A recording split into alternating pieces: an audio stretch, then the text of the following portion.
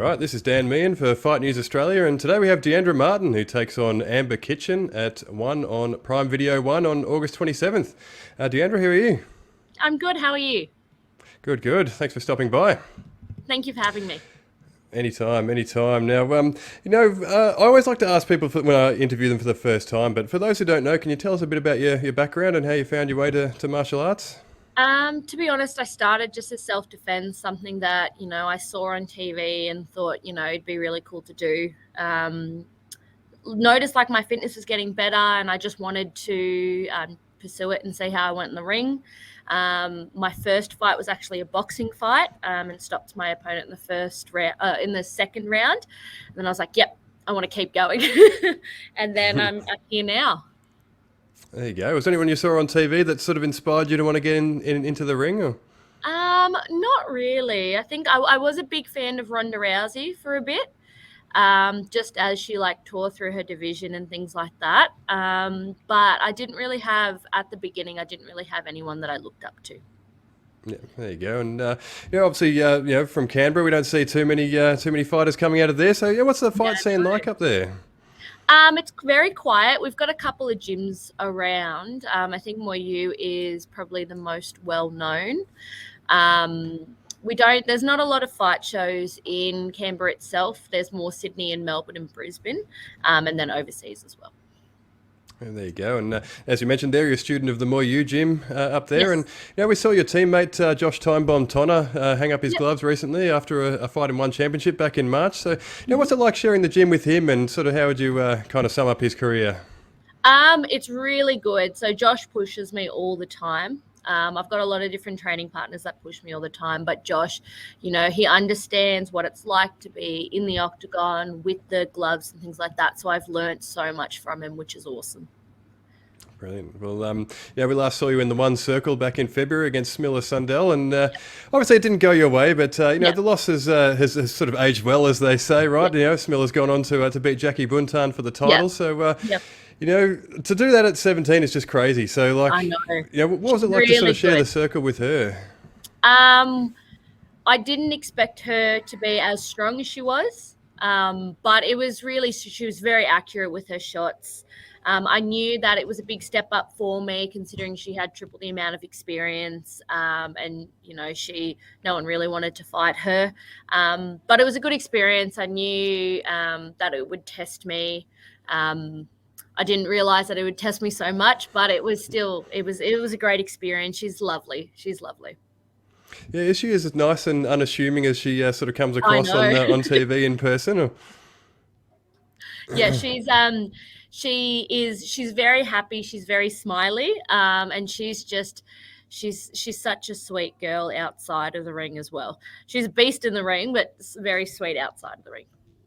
Absolutely. And what do you take away from a fight like that? Like, it seems crazy to think that you would sort of take some learning experiences from a 17-year-old, but what did you take away from it? Just mainly how to use, how to defend with your hands, because I'm so used to having massive gloves. So I have massive pillows on my hands, and now you've gone to something that's about that big. So it was a big eye opener. So I've been doing a lot of training with the smaller gloves and more MMA sparring gloves, which has really helped, and it just allows you to understand how fast the hands can be. Yeah, there you go. And obviously, that was your one debut. And so, Yeah. how was your first experience as a one fighter? It was awesome. It was really, it was just surreal. Just going there, I was really excited, and then being there, it just felt like it was a dream. It just felt like a dream, and just seeing everything live was such a big eye opener, because it didn't look that big on a little screen, and then you go there and it's massive, and it's so cool. Yeah, it's probably a bit more fanfare than what you're used to on sort of Siam Yes, to Sydney and yes, those yes, sorts of yes. promotions. Yeah, it was very big.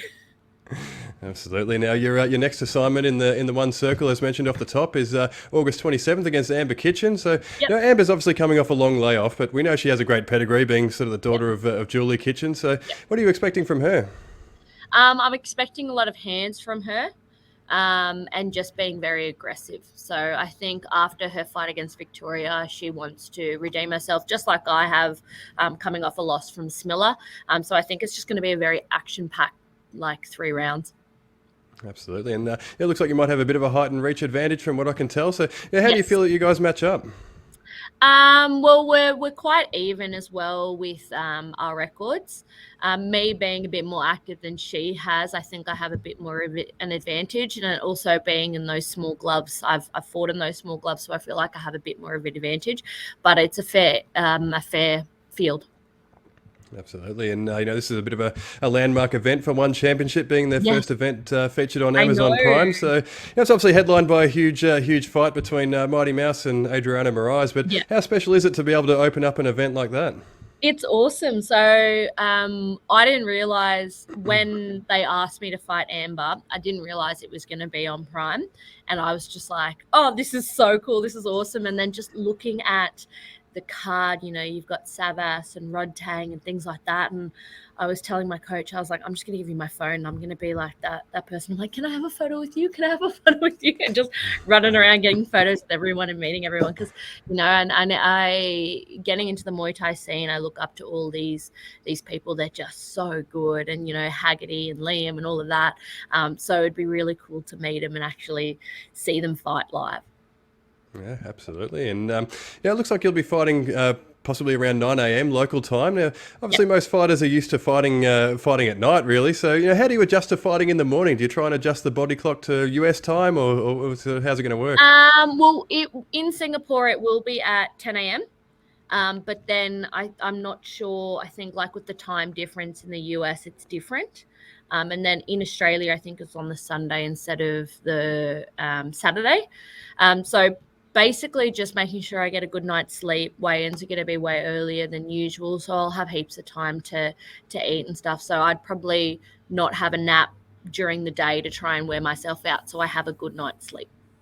Yeah, absolutely. And what time do you get up if you're fighting at 10 a.m.? So, how long do you give yourself to sort of wake I'd up and probably, get ready to go? if it's 10 a.m., I'd probably be up by 6. Yeah, Unfortunately, 6 or 7. yeah, that sounds a bit gross. I know.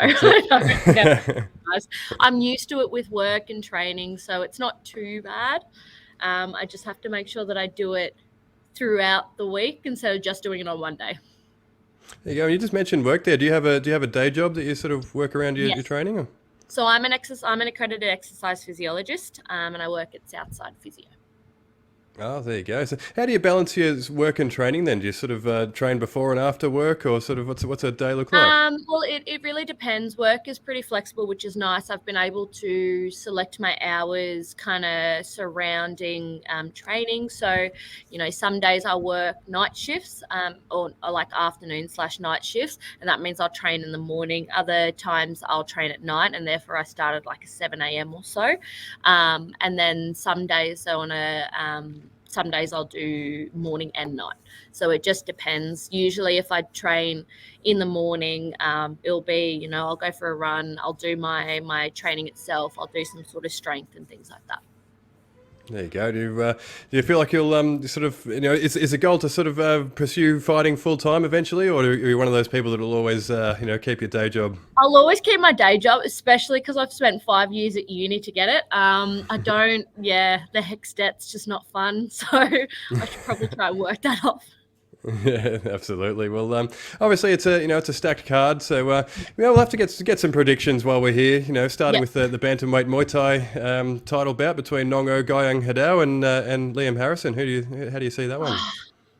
I've been a Nongo fan for a while, but after Liam Harrison's last fight, getting knocked down twice and then getting up the third time and like stopping his opponent, it's hard to kind of predict what's going to happen. So I think it could go either way, but I feel there's going to be a stoppage. There you go. And of course the main event, Adriano Moraes versus Demetrius Johnson for the one championship flyweight title. Yeah. How do you see that one? I'm going to go Mighty Mouse. I'm going to go to, he's developed so much, especially after his Rod Tang fight and stuff like that. He's just, the way he's developed is, I think he'll win, yeah. Yeah, it's hard to pick against him, isn't it? Yeah. But obviously, back to you. You're relatively young in your career, so what's the ultimate goal? Where do you want to get to? I want to rematch Smiller, so I want to go for the one belt now that Smiller has it. But, there are so many people that I'd like to fight. Jackie's definitely on my list. She's been someone who's been on my list for a while. Iman Barlow would be awesome. I've looked up to her and I've watched her fight.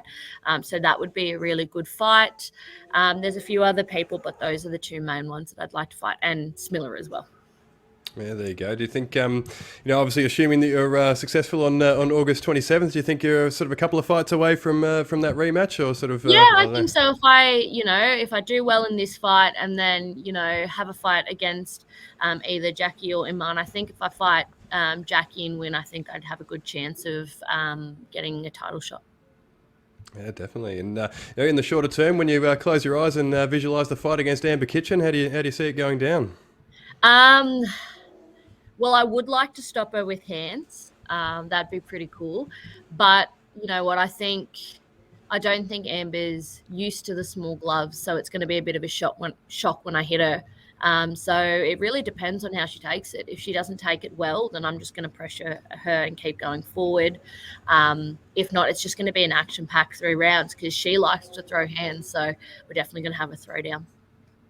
Definitely. And before I let you go, do you have any sponsors or anyone you'd like to shout out? I'll hand the Yes, reins so over to I'd you. like to shout out True Protein. So they're my sponsors. So I've got their little jumper on. So they've got new stocks of jumpers. They've been sponsoring me and fueling me, with protein, with amino acid. Not amino acids. Magnesium for recovery and things like that. And they've been an amazing sponsor. Brilliant. Well, Diandra, thank you so much for stopping by, and all the best Thank on you for August having me. 27th. Thank you.